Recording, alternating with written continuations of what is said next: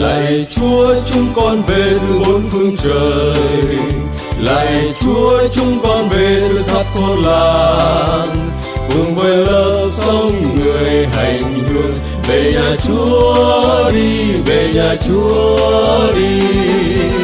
Hành trang con mang theo đầy đau buồn của thế giới.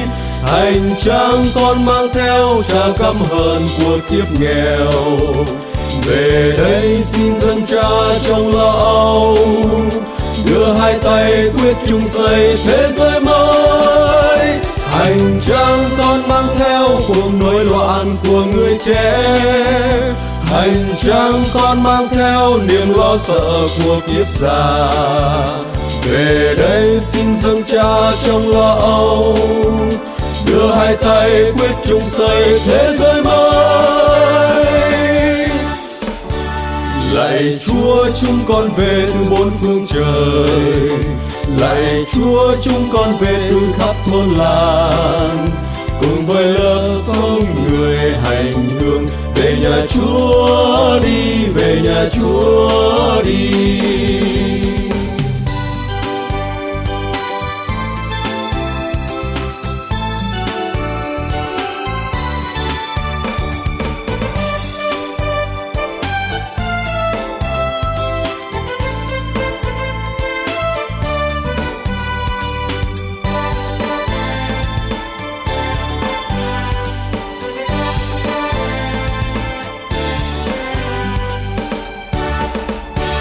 Ở qua biên mới rày mong dấp chiến tràng. Ở qua biên mới rày mong dấp lấy pla. Rong tôm api bằng mờ đuôi. Lại sang khóa giang, lại sang khóa giang. Cờ năm mới nhã bát lại tơ nạp lần tơ ná.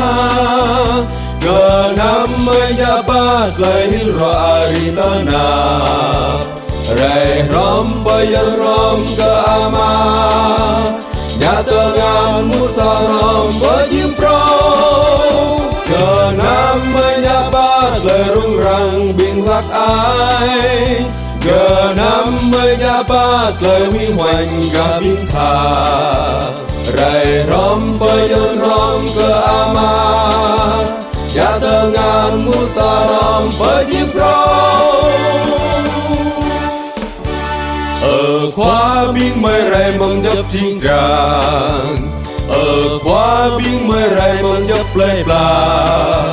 Rong tôm api bằng mờ nuôi. Lại sang khóa giang, lại sang khóa giang. Về nhà Chúa đi, về nhà Chúa đi. Về nhà Chúa đi, về nhà Chúa đi.